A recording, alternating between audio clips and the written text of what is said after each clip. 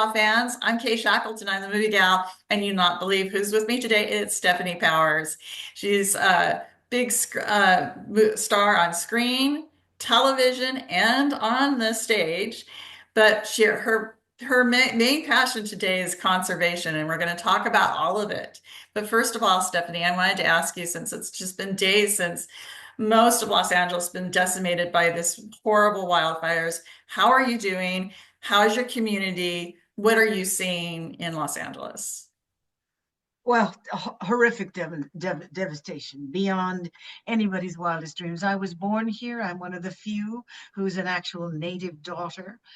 And I have never, ever seen anything like this in my life. I've never seen that kind of wind that precipitated the spread so pervasively.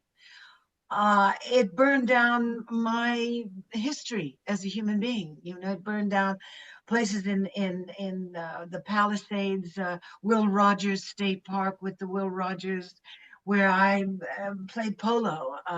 It burned down these SRF Center. It burned in Altadena. It has burned down my friend's 100-year-old house. It's burned down a whole history. There was one of the largest and original Black communities for that was established in California, unlike any other place in the country where there was, because there were some kind of rules, and this is 100 years ago, and this community has existed there for over 100 years. It's beyond imagining. One thinks about isolated disasters that you hear about that are in communities, but when you see disasters of this nature, and as with some of the hurricane disasters where entire cities are wiped out, that's what we have. We have entire communities, and the two communities that were wiped out, I mean, you have to think about the size of them. Pacific Palisades in its size in square footage or miles or however we're going to measure is larger than Manhattan, to Right. give you a perspective. It, So is Altadena. yes, and you have the combination of both of them. And even if your homes, I've heard, even if your homes are still standing, the infrastructure around them isn't anymore. So, I'm fortunate. Excuse me for my Ozzy. I have 5 dogs. The latest one, come here, is a rescue from a overcrowded shelter here in Downey, which is a city shelter where they're just packing and they're euthanizing almost every day. This dog was 2 days away from euthanizing, and she's only just about a year old, and oh. she's adorable. But I've had her for about 6 weeks now, and she's taken over the protection of the house. Is she definitely has put her foot down here. That's cool. That's cool. So, So what we're experiencing, mhm. not only is of human loss and of material loss and historic loss and community center loss and architecture and name everything that human beings create when we create a community. But there's the world around us, which is filled with wildlife, birds, bees, uh, predators, non-predators. There are some centers that are, but there hasn't been enough funding directed toward really the capture and protection of some of this wildlife, whatever has managed to survive. It is beyond measure the destruction that occurred to the flora and fauna of this region. The horses, which I'm very much involved with because I am a horsey person and I have 3 horses in Southern California and many in other places where I live.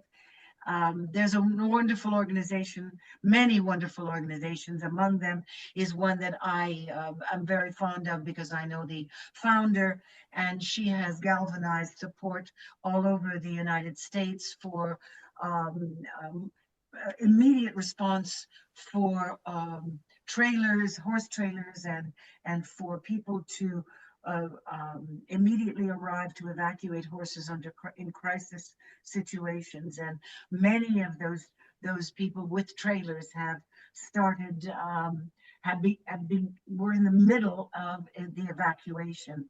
Now we're sort of looking at the aftermath of the evacuation, and in one equestrian center, there are more than 300 horses. Wow. What we now have to do is feed them. We have Right. to feed them. We have to give them water in buckets that are non-existent. They didn't leave with their full gear, and many of them are not identifiable. That's another thing that we horse owners really need to do, which is to make sure that everybody has signed up for every horse you own, which you've taken the responsibility of, is to and, identify them with a chip, the way we identify our dogs, so that if a dog or a cat gets lost and they have a chip in them, they can find their way back home.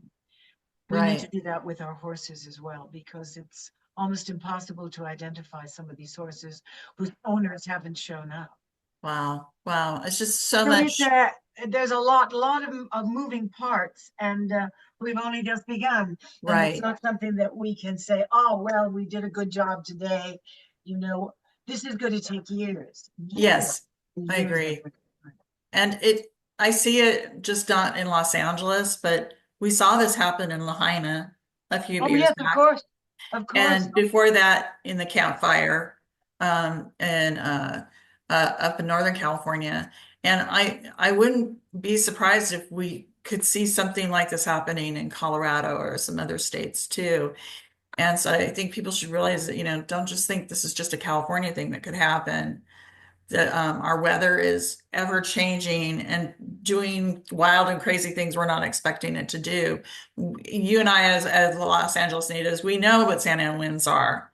This Yeah. was this was way beyond any Santa Ana wind that I've ever seen in my lifetime. Well, there you go, right? Right. None of us natives, and we are few and far between, but we are natives, and we know how dramatic this event was. Yes. Well, So I it is. appreciate. I was just gonna I say, do think, just getting back to show business. I yeah. think it is extremely appropriate that all of these award ceremonies, which we're supposed to be in the midst of, be turned into fundraising events, and maybe the gowns should be left at home, and people should just have business attire, in keeping with the mourning process of what our huge community is going through. Right. It's certainly, people pay to go to the Academy Awards, so why not direct all of those funds and the money that's retrieved to these organizations from the television rights and the commercials and all of that? Why not direct that to the relief of some of the people that are already trying to find a way um, back into some kind of recognizable life. Right. Right. I think that was an incredibly good idea. Yes.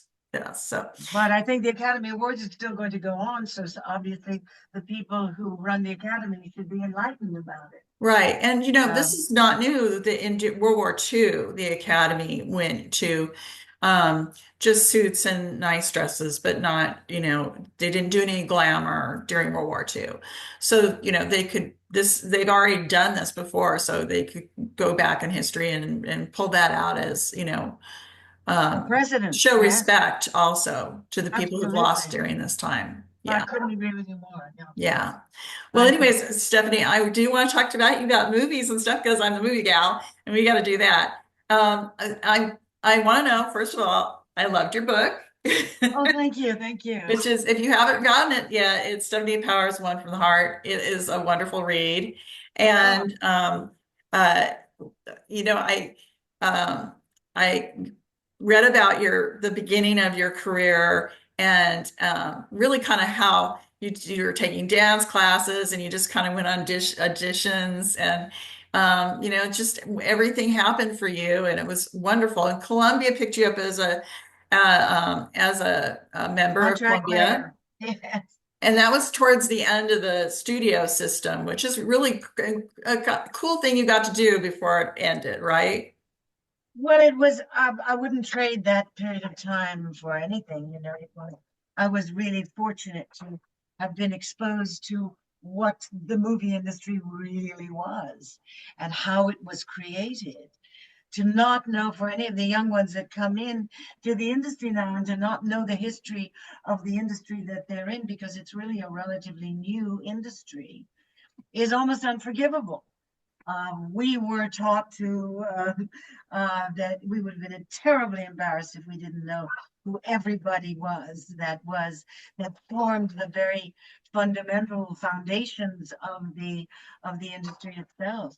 Not just the actors, but the directors, the writers, the heads of the studio, the people who really created this thing called Hollywood. That's my new dog out there screaming. Okay. He's protecting the house from anybody that walks by. So In I've got other another words, one doing his sitting job. right here. Yes, I have another one sitting right here who's a big guy. So He's one of your first jobs, I rewatched the film. I had seen it before at the Film Noir Festival. Was I got it here on my notes. Experiment in Terror, which I think yes. is a wonderful little noir with Lee Remick and Glenn Ford. And It was very interesting that you see Blake Edwards conceived and directed that movie. He had his career, it makes him largely known, except for the movie Days of Wine and Roses, as a man who produced comedies. The Pink Panther series, um, um, 10, I think it was called 10, wasn't it? yes, With Paul 10. Bridges, with Yes. Broderick. And but his film noir uh, experience, I suppose, or his in his career, his association with film noir goes back to two television series that he produced and directed. One was called Peter Gunn, which was a very moody and fantastic film noir sort of television series. It was a big success on television.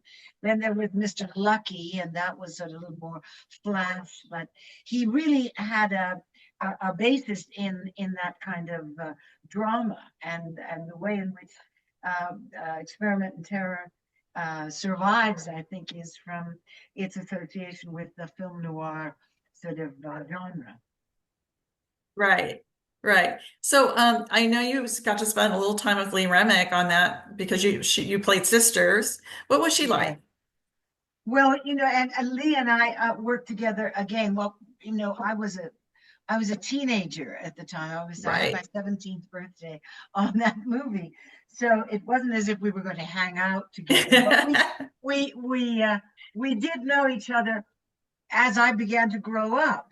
We saw each other socially, and we always stayed in touch. Mhm. And then Lee reminded me it was 23 years to the day that we had started working on Experiment in Terror, that we were working together in Paris on a mini series called Mistral's Daughter.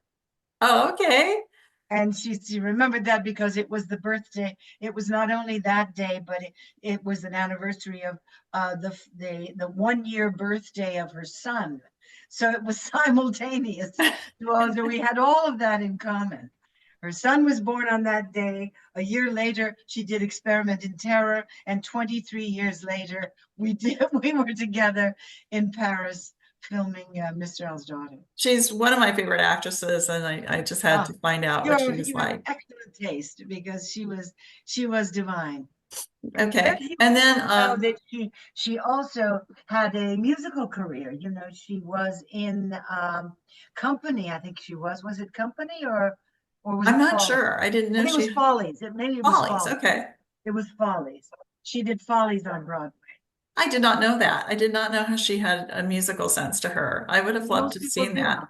She also appeared. She also appeared in. It wasn't a musical, but it was a very fanciful production of Midsummer Night's Dream. Mm. And so Well, she she had a was long history. incredibly talented lady. Yes, she was. Yes. And then the next movie that I saw, because I was rewatching movies as I was reading your book, was McClintock. And Oh gosh, yes. I want to say you were adorable in that film. Oh, Just thank you, thank so you. adorable because you were young and you had some musical numbers with Dick Van Dyke's brother, Jerry Van Yes, Dyke. Jerry. And Yes. I just was like, I didn't know could sing. I didn't know this about Stephanie. She has a beautiful voice. And but what really just made me like go, wow, I would have been so intimidated, and I don't know if you were too. But your parents were played by John Wayne and Rena O'Hara, and Pretty good, huh? yeah, I prefer to say I was their daughter, but they were my parents. But oh my goodness, they were so wonderful to me. And John Wayne had a fabulous ability to create a kind of familial atmosphere. I think it probably descended from the way in which John Ford, who felt he was responsible for discovering and making a star of John Wayne, um, always had the same people working on all of his films. And John Wayne maintained that tradition. So you sure there did. really was a John Wayne family. I mean, there was a John Wayne group of stuntmen and makeup artists and John Ford's Indians that he used in all of his movies. John Wayne used the same Indians in Yes. McClintock. Everybody that was in McClintock had worked with John Ford and in all on so many movies. Yeah, and Maureen O'Hara, I got to meet her right before she passed away, and Ah, she didn't have much memory of what she had done in film, and I was a little disappointed. But I imagine she is a pretty interesting person herself to work with. she was fabulous. You know, she started, I think how she was, I think she was about 16 or 17 years old when she did How Green Was My Valley, Right. which Yeah, was also a John Ford movie. that's correct. And also, so she went all the way back in her career to John Ford. There was always this amazing tie, you know, between she and John Wayne and the two of them with John Ford. Right. And what extraordinarily wonderful movies that they all did together.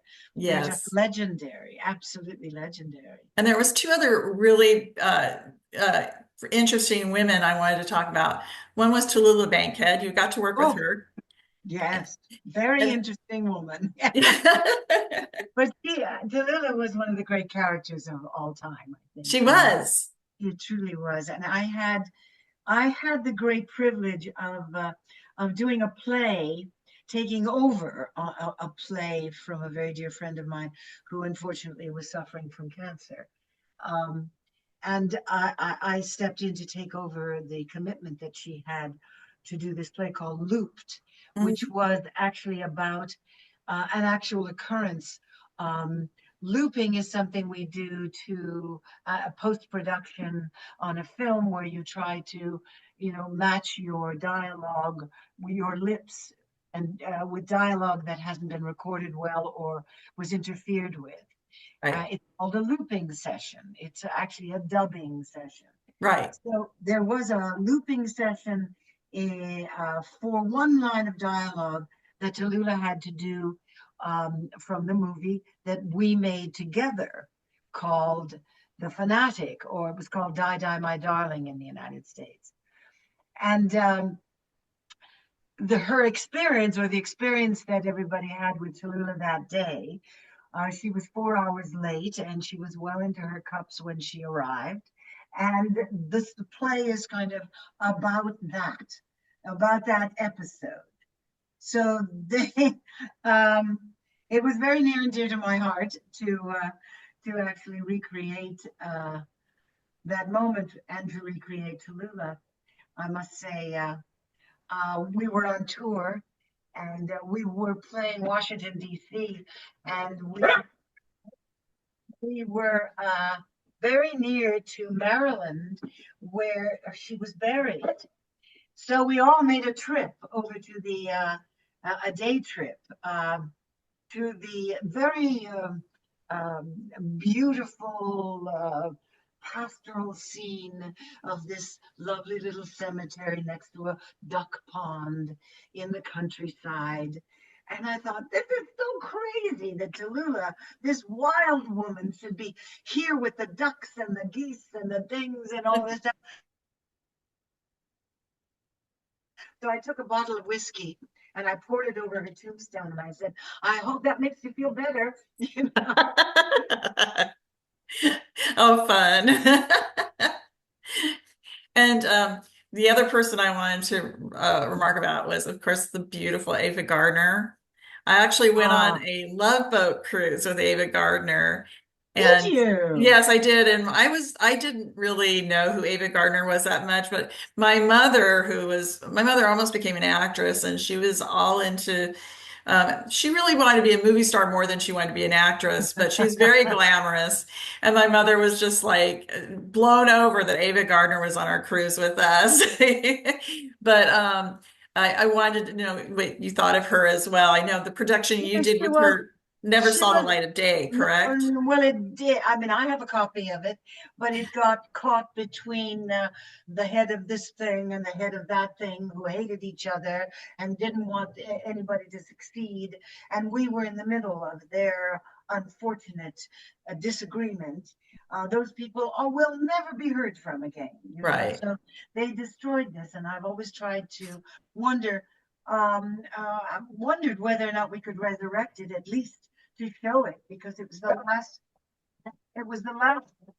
no, my dogs. It was the last piece of film ever on Ava. I And know. she looked divine. She looked absolutely gorgeous. We filmed in England where she lived. She had I was one of the producers and I had to convince Ava that I had the most wonderful photographer who would make her look. He was the best photographer in England for women and would make her look like the gorgeous thing that she was. And it was shortly after we filmed that, I guess it was about 6, 8 months later, while she was here visiting in Los Angeles, she had a stroke. Right. And it was a tragic way to end her life because she never really recovered from the stroke. From the second Yeah. She was such a beautiful woman, and not just a beautiful woman, but a beautiful soul, I always thought. was, and I think she was of all of the gorgeous women. I think everybody adored her. I mean, she Yes. just represented so much glamour, and I think in herself, she was the most sensual person I think I've ever met. And Elizabeth Taylor said once, "Oh, I was not beautiful. The beautiful one was Ava Gardner," which I Oh think yeah, is, and Lana Turner felt the same way. yes, And I worked with Lana Turner, and she right. mentioned Ava. They Yes. were great friends. That's so incredible because they had a lot of it, in common because they came up at the same time in film. Indeed. Yes. So I'm I'm sure. just gonna I'm just gonna try and quiet this Okay, dog. sure. Can you hold on? Sure, you bet.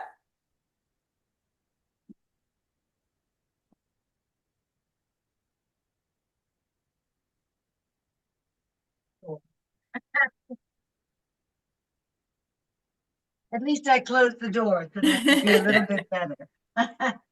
All right, So I so know you had a little television series yourself called The Girl from Uncle. I did. That was my when we were talking about the studio system. Columbia sold my contract after about 15, 16 movies. They sold my contract to MGM. It was a time when they were all divesting themselves of the contract players, and they found an opportunity to make money on my contract, which I didn't Mm. make, but they made. And so they sold me to MGM to do The Girl from Uncle, which was the first television series I'd ever done. And it was the first television series starring, hour-long the television series starring a woman, which I didn't realize, and we didn't realize at the time, or make anything of it until just a few years ago when PBS, I think it was doing some kind of a retrospective on pioneers of television. Mhm. And they called me and said, "Would you like to be on this show?" And I said, "Well, I'm hardly a pioneer." And they said, "Oh, no, no. The Girl from Uncle was a pioneering moment." Right. And you And didn't even realize it. I didn't realize, I never realized it. That's incredible. So, I don't like to I usually don't talk to people about their romantic relationships because I'm more about the work. But we have to talk about William Holden because he means so much more in other ways in the future for you.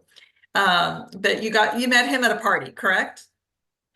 Well, I met him several times before I met him, Oh, okay. before I was sort of mature enough, at least to meet him. I was quite young when I met him, for sure. Right, Um, the What you're referring to is the William Holden Wildlife Foundation, which right, is inspired by Bill because it is actually the realization of something he wanted to do but didn't unfortunately live to see it accomplished. So I thought what he needed in the world that he most admired, and the world that he felt was where he had achieved the most, which was not in film, but in wildlife conservation. right. He created the very first game ranch for the preservation of species in the whole of Africa in 1959, when nobody had the word conservation in their vocabulary. Bill created the Mount Kenya Game Ranch for the preservation of species. Can you imagine? He was No, a I visionary can't. And I know he came at it as going out there to go to as a safari hunter. and Yes, as a hunter. And then he I did. don't know, did he ever talk to you about what day or what time he maybe had the thought that instead of shooting these animals, we need to conserve them. I Well, mean, yes, there was a famous family story. Everybody in the family knew it, and then it was passed to me, and Bill told me the story. So he was out on safari. He was out. They were out shooting, and he came across an animal called a Garanuk, which is a beautiful mid-sized antelope with a very, very long neck and beautiful big eyes. And it stands up on its elegant hind legs to browse. It doesn't feed from the ground, it feeds on bushes, and it stands uh-huh. up on its hind legs and looks beautifully elegant. He shot this Garanuk, and he went over and picked up the face and looked at it and said, "Oh my God, I've just killed Audrey Hepburn." Oh, And that was a kind of defining moment for him when he yeah. decided that it was going to be far more worthwhile for him and far more enjoyable for him to preserve these animals rather than to put them on the wall. Yes.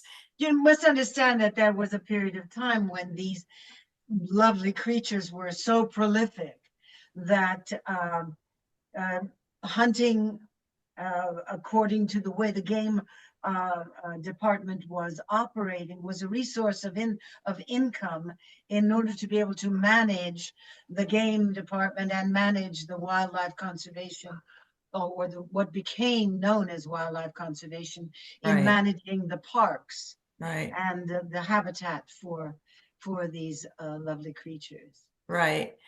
I wanted to ask you something about him because one of the things I study is the Academy Awards. I've covered the Academy Awards several times in person, and I'm writing a book about the Academy Awards.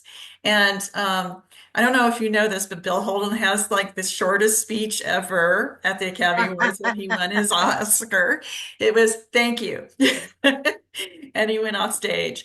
And when I read your book and I was reading about his Oscar win, I was thinking that makes total sense to me because I don't think this guy thought a lot about the past.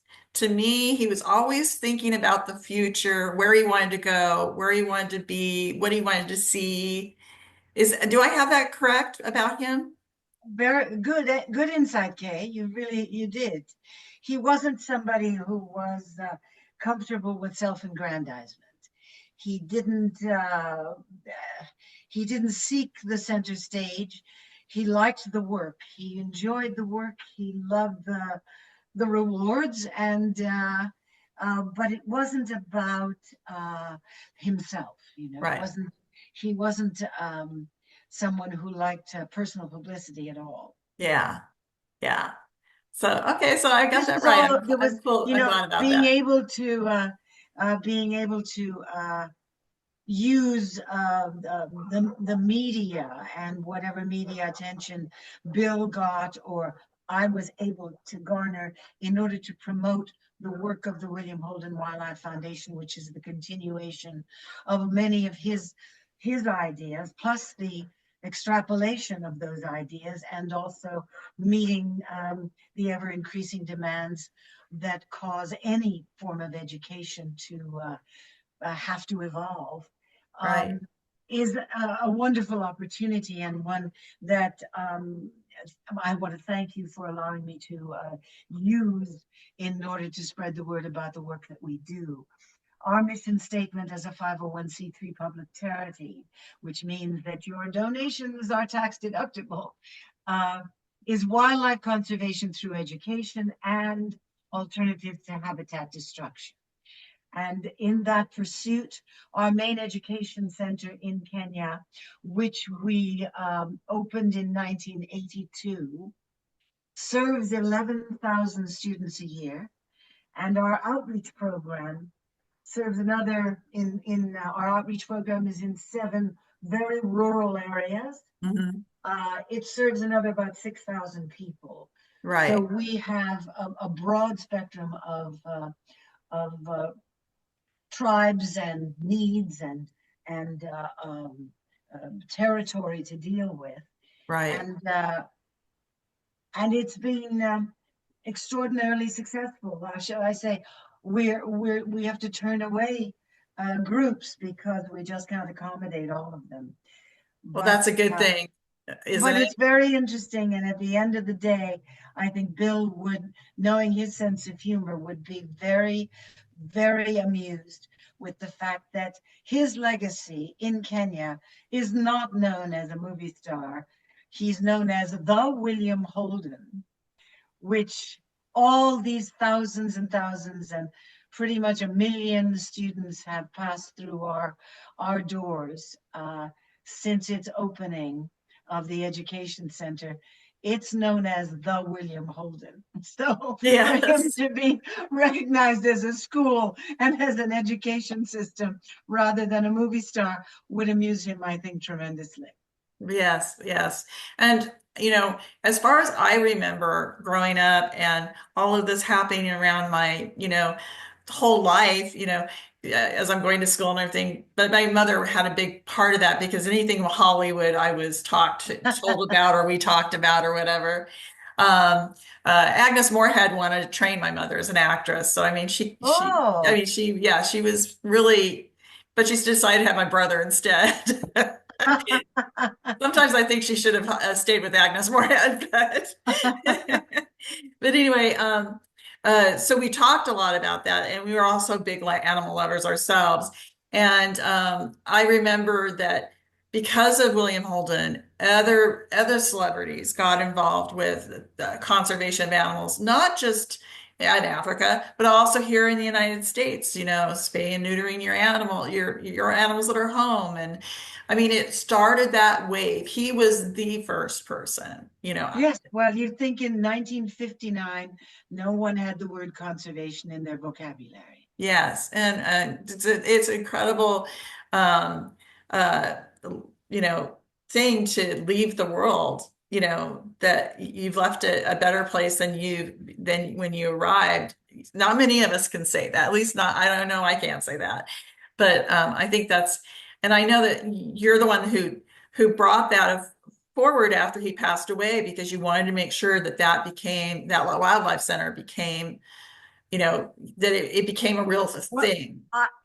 the game ranch was a separate entity. I Right, created the William Holden Wildlife Foundation after Bill's death right. in order that there be this living memorial Yes. to him, and it is living And because you built the actual the children go and learn the about education conservation. center, The yes, education center. Yes, thank yeah, you.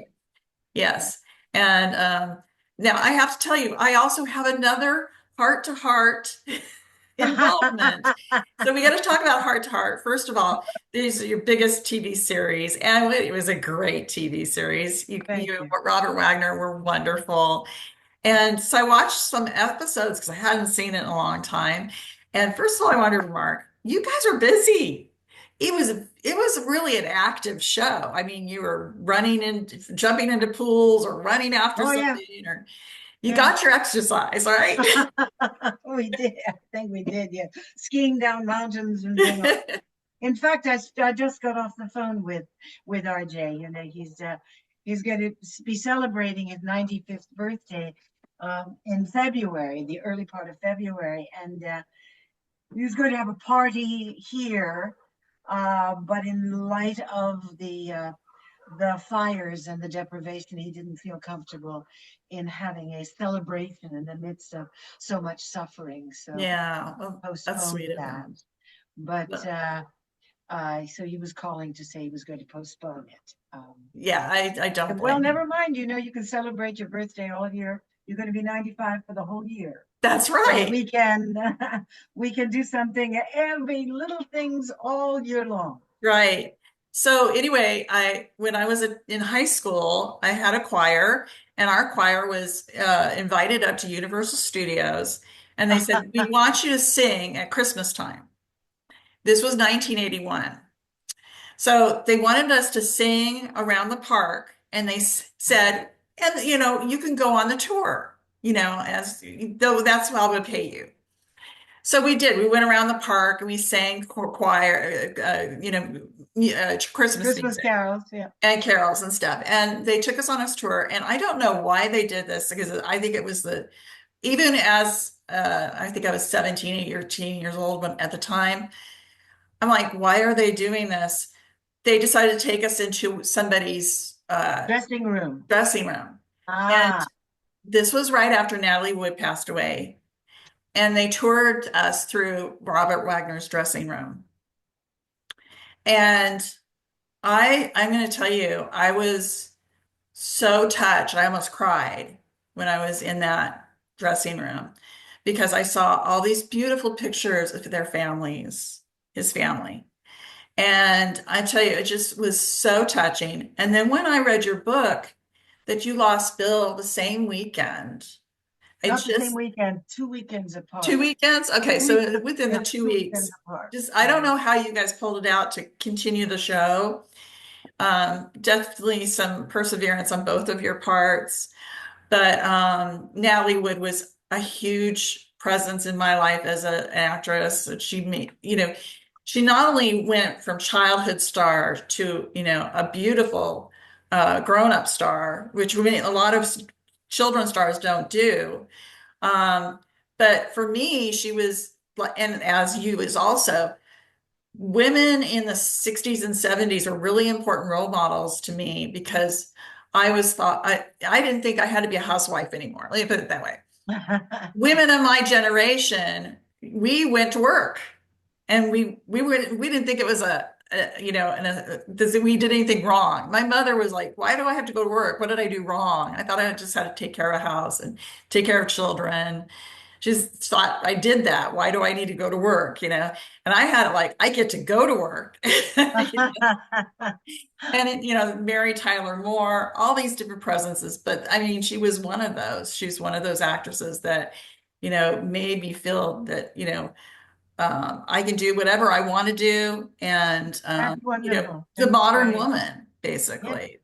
But I had to tell you that little story. But I remember being very touched being in his dressing room. I don't know why I mean, I would have closed it if it had been my, job. But I know all of us were very touched. My whole choir were like very quiet during we normally weren't. And, and but, just gave us a really sense of, the personal work behind that work that was being done at Universal Studios. And but anyways, your job on Heart to Heart, I just thought you persevered through that, and you were able to start that Wildlife Foundation in Bill's name.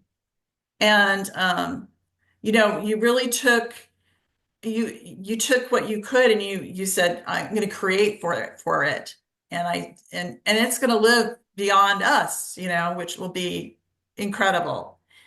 Now I understand, now you can correct me, but conservation's not the only thing you're working at right now. I understand you're also working at habitat and restoration. Can you explain Well, that? yes, the mission statement of the 501(c)(3), which is the William Holden Wildlife Foundation, the mission statement is wildlife conservation through education and alternatives to habitat destruction. So in that second part of the mission statement, it has to do with the restoration of habitat as much as anything else. So if you want to talk about restoration of habitat for biodiversity, flora and fauna, we need to also incorporate all of that in the restoration of the environment in order to combat climate change. Right. It takes about 1,000 years to create 1 inch of topsoil.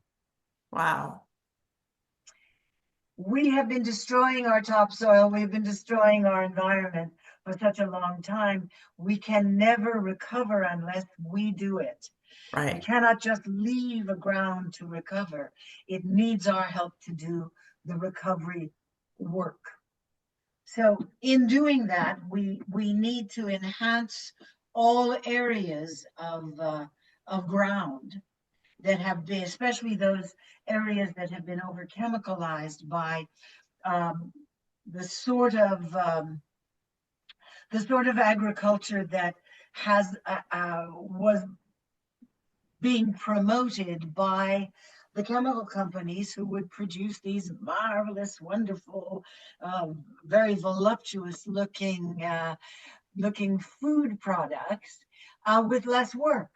Right. And when that all started to happen, it was about the 50s or 60s, everybody thought, oh, this is great. We don't have to work so hard. I can just let the chemicals do it for Right. me. And if there's a bug, I'll just spray it with some deadly chemical. It's not going to hurt me. It's going to kill the bug. Well, now we know that it not only has health effects for human beings, but it has the greatest health effect for our planet. Right. We have very successfully destroyed, pretty much most of the biodiversity on this planet. We're living with a fraction of biodiversity that is allowing us to at least create some kind of oxygen for us to survive on. But every time we cut down more and more and more of the green belt for either agriculture or some kind of exploitation, let alone mining or exploring for more and more and more of whatever, we are the species that is besotted by more. Right. Not be satisfied with what we have. We all have to have more of everything. So there's a price to pay for that. And the innocent victim of that is the actual life support, which is our planet, that Right. we are so cavalierly destroying.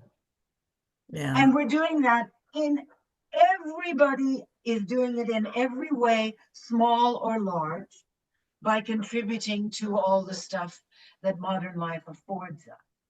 Let's look at our clothing. Is it biodegradable? No. If it's in a landfill, it's got, miracle fabrics in it. Is it Hmm. biodegradable? No, it's never going to biodegrade. Right. We're participating in all of it. Right. We need to rethink this. But when we apply it to the greater problem, which is how do we how do we sequester the carbon that we're producing? Hmm. How do we put the carbon back into the earth for it to do the job that's essential for it to do? Right. And that is to re-examine the way our farming methods have brought us to this point. Right. Yes, we know there's over exploitation. Yes, we know there's over chemicalization. But how do we start from scratch and be able to reestablish what God gave us, if you believe in God, or what the world gave us for this beautiful blue planet that we have been exploiting for all of these billions of years, or thousands, hundreds of thousands of years? You have to reestablish the very beginning, the very structure of life itself. So, with small shareholders, farmers with small shareholding from between an acre and 10 acres, we can turn their plots around because we have no time to let it sort of manifest itself over years. They need food now. Right. So, with the methods that we are establishing, we are able to help turn this ground around in one growing season. So, we're producing food that is grown on land which has been uh, cleaned of its chemicals by the natural biodiversity that we have introduced into the soil. So we start from the bottom up. Hmm. And with the methodology of deep digging and breaking up of hard pans of soil, we're also able to sequester not only carbon, but we're able to sequester moisture. It's a technique, and it's a technique with, actually, I'm having lunch today with someone from Stanford University who are considering sending some of their students in to us in Kenya to learn some of these techniques and to publish some of these techniques in their master's degree or PhD degree thesis. Right. That's incredible. That's really is incredible. A wonderful idea as well. Now, I understand that in September you were honored by the UN for this work that you are doing. Well, I was part of a group of people who was honored by a UN endorsed ebook, which is available on the internet for free, where the work of about 25 people around the world in various pursuits of various concerns are highlighted, and I think I'm the only one who is focused on flora and fauna and wildlife conservation and biodiversity. It must have been a wonderful just to be acknowledged for your It, work it, from, I'm very touched to be acknowledged for the work. I hope that it does prove, as the creators of this ebook have tried to do, is that it proves inspirational to other people to also join the fight, and that is what we hope people will do. But it is, yes, every once in a while it's nice to be acknowledged because it just helps move the cause forward. Uh, I don't need the acknowledgement, but I do. The cause needs the acknowledgement. The William Holden Wildlife Foundation needs the acknowledgement because we need the support. We right, need right. we need people's attention. We need them to understand what we've been doing for all these years and what we hope to continue to do for many more years with the help of an increasing donor base. That's wonderful. So if I'm watching this video and I want to donate some money, where do I go to? All right, so please, our uh, our um, our website will take all your donations. It's called. You just go on www, and then it's the initials of the organization, William Holden Wildlife Foundation, WHWF.org. .org. Wonderful. Well, Stephanie, thank you so much for your time today. And Really thank you so appreciate much. Thanks you for your time and for this opportunity to speak with you about all of our concerns, the fires, the foundation, you're welcome. the movie business. And I mean, all my fans will love to know about those little movie tidbits too that you told us about. Thank you very much. And you My have a pleasure. wonderful day. Thank you. You too.